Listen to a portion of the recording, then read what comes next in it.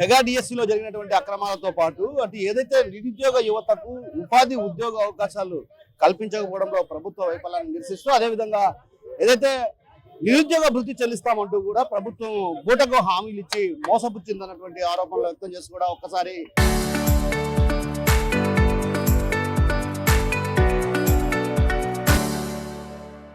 YCP శ్రేణులు విద్యార్థి యువజన విభాగం ఆధ్వర్యంలో పెద్ద ఎత్తున ఆందోళన కార్యక్రమాలను శ్రీకారం చుట్టారు. ఈ నేపథ్యంలో ఈ రోజు పెద్ద ఎత్తున భారీ ర్యాలీ కూడా నిర్వహించినటువంటి పరిస్థితి. ఈ నేపథ్యంలో మనతో పాటు యువజన విభాగం నేత ఆదిత్య ఉన్నారు. ఆయన అడిగి తెలిసిన ప్రయత్నం. చెప్పండి ఆదిత్య, ఎలా చూడాలి అసలు ప్రభుత్వం ఇప్పటికే ప్రభుత్వం పైన డిఎస్సి లో అక్రమాలు జరిగాయంటూ కూడా పెద్ద ఎత్తున యువత కూడా కోర్టును ఆశ్రయిస్తున్నా కూడా ఎక్కడ కానీ ముద్దులు పోతున్నట్లు కూడా అటు యువత ఆరోపిస్తున్న నేపథ్యం. ఈ నేపథ్యంలో ఎలా చూడాలి దీన్ని?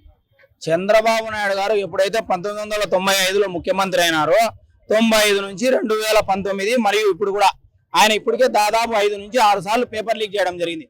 1995లో ఒకసారి, 99లో ఒకసారి, 2017లో ఒకసారి, 2019లో ఒకసారి 10th పేపర్ లీక్, ఒకసారి బీఈడికి సంబంధించిన పేపర్ లీక్, ఒకసారి ఎంసెట్ కి సంబంధించిన పేపర్ లీక్. ఆయనేమో ఇప్పటి నుంచి కొత్తగా స్టార్ట్ చేసింది ఏం లేదు, గతంలోంచి ఉంది. కానీ గతంలో ఇలాంటి యువత లేదు. కానీ ఇప్పుడు జెన్జీ యువత, ఈ యువత తలుచుకుంటే ఏమైనా చేయొచ్చు అనేది ఢిల్లీలో చూసినారు. ఇప్పుడు నెక్స్ట్ మన ఆంధ్రప్రదేశ్ లో కూడా ఖచ్చితంగా చూస్తారని చెప్తాను. ప్రధానంగా ఇప్పటికే మీరేం చేస్తున్నారు? మంత్రి నారా లోకేష్ నైతిక బాధ్యత వహిస్తూ కూడా రాజీనామా చేయాలని డిమాండ్ చేస్తారు. ఎలా చూడాలి? అసలు లీకేజీ జరిగిందని ఆరోపణలు చేస్తున్న నేపథ్యంలో గతంలో కూడా ఏమైనా లీకేజీలు జరిగాయా? కేవలం ఇది ఒకటే కదా లీకేజ్ జరిగింది డిఎస్సిలో? డిఎస్సికి సంబంధించి గతంలో డిఎస్సికి సంబంధించిన లీకేజీలు అయితే జరగలేదు. ఏదైతే బీడీలు ఉన్నాయో 10th కు సంబంధించి. కానీ ఈ సంవత్సరం మాత్రం బీడీ ఫస్ట్ డిఎస్సి అనేది మొదటి సంతకం చంద్రబాబు నాయుడు గారిది. మొదటి సంతకంతోనే ఆయన స్కామ్ అనేది బయటపడింది. ఏ విధంగా అంటే ఏదైతే డిస్ట్రిక్ట్ సెలక్షన్ కమిటీ ఉంటుందో ఆ ఆధ్వర్యంలోనే పరీక్ష నిర్వహించాలా. అట్లా లేకోకుండా ఇంకొక సంస్థకు అప్పచెప్పడం జరిగింది. ఇంకొకటి ఏదంటే ఐఏఎస్ లాంటి అధికారులు ఈ పేపర్ కి ఏదంటే ప్రిపేర్ చేయాలా. కానీ ఈ పేపర్ కి సంబంధించింది ఏదైతే ఉందో ఒక అవుట్ సోర్సింగ్ ఉద్యోగం చేయడం నిజంగా దారుణమైన పరిస్థితి. ఎందుకంటే అవుట్ సోర్సింగ్ ఉద్యోగం చేతిలో పడినప్పుడు అతనికి 6వ ర్యాంకు రావడం జరిగింది. స్టేట్ లో 6వ ర్యాంక్ అతనికి వచ్చినప్పుడు అతనికి ఎందుకు ఉద్యోగం ఇవ్వలేదు? అతని డేటా ఏమైంది? ఎక్కడ మిస్ అయింది? ఇంకొక విషయం ఏంటంటే స్వాతంత్రం వచ్చినప్పటి నుంచి ఇప్పటి వరకు ఎన్నో డిఎస్సీలు జరిగినాయి. ఏ డిఎస్సి పరీక్ష జరిగినా కూడా డిస్ట్రిక్ట్ కలెక్టర్లో ఖచ్చితంగా సెలక్షన్ లిస్ట్ అనేది ఉంటుంది, మెరిట్ లిస్ట్ అనేది ఉంటుంది. ఇంకొకటి ఏంటంటే డేటా ఉంటుంది. అప్పటి నుంచి ఇప్పటి వరకు ఖచ్చితంగా డేటా. కానీ 2025లో జరిగిన దాంట్లో డేటా ఏమైంది? ఎక్కడ కూడా లేదు. మెరిట్ లిస్ట్ మాయమైంది. ఏమైంది? ఇక్కడితోనే తెలిసిపోతుంది ఇక్కడ ఒక స్కామ్ జరిగింది అని. సో ఇప్పుడు నిరుద్యోగ యువత కూడా పెద్ద ఎత్తున ఉపాధి ఉద్యోగ అవకాశాలు కల్పించేదిగా కూడా కడపలో పెద్ద ఎత్తున పరిశ్రమలు ఏర్పాటు చేస్తున్నటువంటి నేపథ్యం. ఈ నేపథ్యంలో నిరుద్యోగ యువత ఉపాధి కల్పిస్తుంటే వైసీపీ రాజకీయాలు చేస్తుందంటే ఆరోపణలు చేస్తున్నారు. ఎలా చూడాలి? ఇప్పుడు చంద్రబాబు నాయుడు గారి పేరే శంకుస్థాపన నాయుడు. ఆయన శంకుస్థాపన మాత్రమే చేస్తారు, ఏ ప్రారంభాలు చేయరు. మా జగన్మోహన్ రెడ్డి గారు అట్లా కాదు, చిత్తశుద్ధితో చేస్తారు. ఇప్పుడు ఏదైతే చంద్రబాబు నాయుడు గారు మన వచ్చి స్టీల్ ప్లాంట్ ప్రారంభించారో ఆ స్టీల్ ప్లాంట్ మొదటిగా బీజం వేసిందే మా జగన్మోహన్ రెడ్డి. దానికి మౌలిక సదుపాయాలు కల్పించింది మా జగన్మోహన్ రెడ్డి. దాదాపు 1000 కోట్లతో ఆడ మౌలిక సదుపాయాలు కల్పించి road connectivity, water connectivity, Mylavaram నుంచి దాదాపు 40 కిలోమీటర్ల నీళ్లను కూడా అక్కడికి తేవడం జరిగింది. రోడ్లు కూడా వేయడం జరిగింది. జిందాల్ని తీసుకొని వచ్చింది కూడా వైఎస్ జగన్మోహన్ రెడ్డి గారే, వీళ్ళు కాదు. ఇదొకటే కాదు, కడపలో ఉండే కొప్పర్తిలో తీస్తే డిక్సన్ ఫ్యాక్టరీ తెచ్చింది కూడా ఆయనే, పానాసోనిక్ తెచ్చింది కూడా ఆయనే. ఊరికేనే అక్కడ ఏమి కొప్పర్తిలో ఆయన పెట్టలేదు. కొప్పర్తికి కూడా దాదాపు బ్రహ్మసాగర్ నుంచి 42 కిలోమీటర్లతో దాదాపు 750 కోట్లతో మౌలిక సదుపాయాలు కల్పించి తర్వాత వాళ్ళకు రోడ్లు, కరెంటు అన్ని ఇచ్చిన తర్వాతే అక్కడ సంస్థలు రావడం జరిగింది. ఈ పొద్దు దాదాపు 5 నుంచి 10,000 ప్రత్యక్షంగా పరోక్షంగా ఉద్యోగ అవకాశాలు వచ్చాయి. ఇదొకటే కాదు, బద్వేల్లో కూడా సెంచురీ ప్లేవుడ్స్ ని కూడా తీసుకురావడం జరిగింది.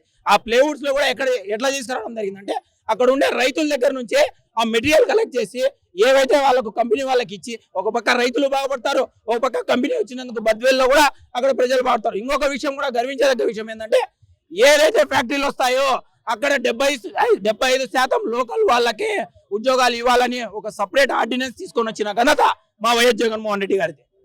సో మరొకరు ఉన్నారు, వారిని అడిగి తెలుసుకునే ప్రయత్నం చేస్తాం. చెప్పండి షఫీ గారు, ఎలా చూడాలి? అసలు నిరుద్యోగ యువతకు పెద్ద ఎత్తున ఉపాధి ఉద్యోగ అవకాశాలు కల్పిస్తున్నా కూడా ఎందుకు మీరు రాద్ధాంతం చేస్తున్నారు అనేది కొంత టీడీపీ శ్రేణులు ప్రశ్నిస్తున్నారు. ఎలా చూడాలి దీన్ని? దీన్ని ఎలా చూడాలని మీరు అడుగుతున్నారు. దేశవ్యాప్తంగా నీట్ పేపర్ లీకేజ్ గురించి కూడా అందరూ దేశమంతా చూసింది. అక్కడ జరిగిన ఆందోళనలు, అక్కడ నిరసనలు అందరూ గమనిస్తున్నారు. దానికి బాధ్యత వహించి ధర్మేంద్ర ప్రధాన్ గారు రాజీనామా చేశారు.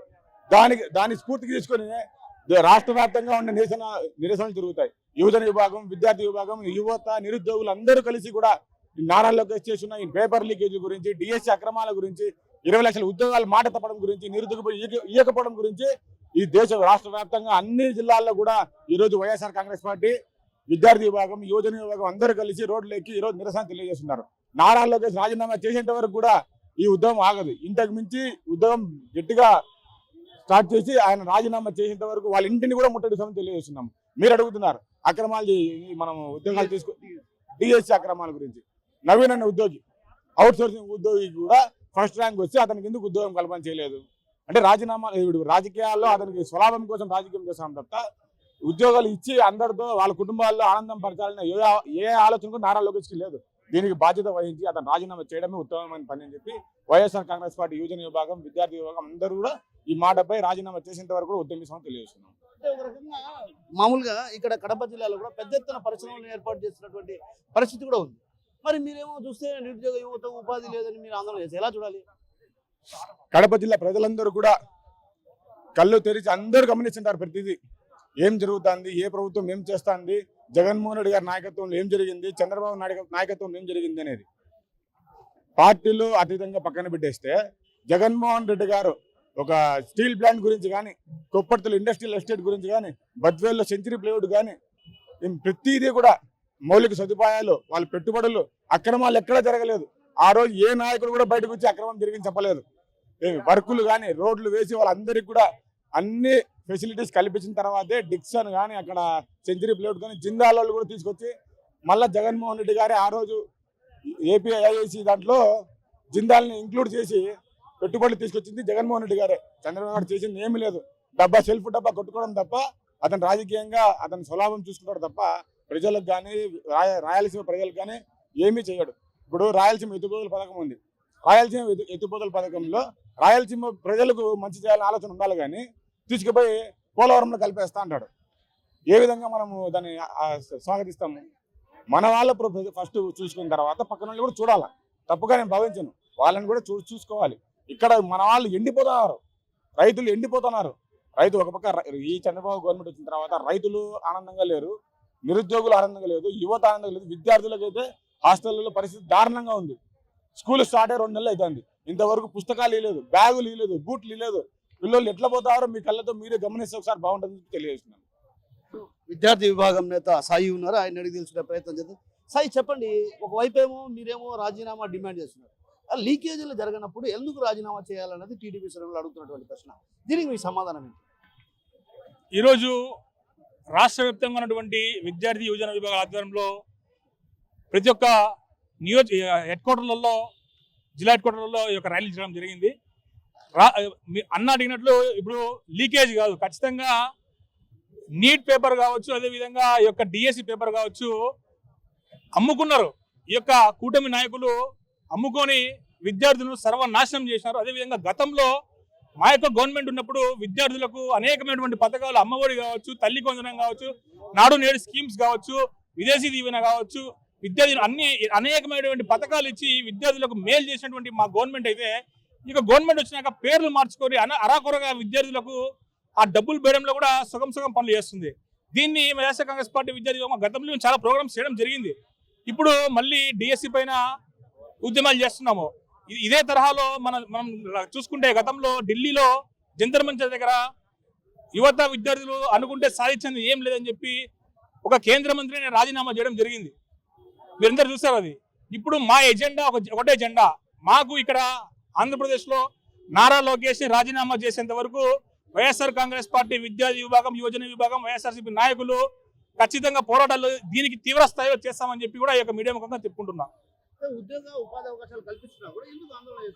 ఎక్కడ కల్పిస్తుందని ఇప్పుడు గతంలో వైఎస్ జగన్మోహన్ రెడ్డి గారు ఉన్నప్పుడు ఎన్ని ఉద్యోగాలు ఇచ్చారు, ఇప్పుడు ఎన్ని ఉద్యోగాలు ఇచ్చినారు. ఇప్పుడు డిఎస్సి నోటిఫికేషన్ వదిలినారు. సుమారుగా కొన్ని వేల పోస్టులు ఉంటే 16,000 పోస్టులు వదిలి అట్లా అరకొరగా అవి కూడా వదిలి ఏదో మేము చేస్తామని చెప్పి చేతులు చుట్టుకుంటున్నారు. ఎంత మాత్రం నిజమో ఒకసారి మీరు ఇన్స్టిట్యూట్స్ దగ్గర పోయి మీరు వాళ్ళు డిఎస్సి ఉద్యోగులని వాళ్ళంటే వాళ్ళే చెప్తారు, మీకు సమాధానం చెప్తారు. సో మరొక నేత ఉన్నారు, ఆయన తెలుసుకునే ప్రయత్నం చేస్తారు. ఎలాంటి అక్రమాలు జరిగాయి? డిఎస్సి పైన పదే ఆందోళన కార్యక్రమాలు చేపడుతున్నటువంటి పరిస్థితి, వైసీపీ భారీ స్థాయిలో అక్రమాలు జరిగాయంటారు. ఎలాంటి అక్రమాలు జరిగాయి అసలు?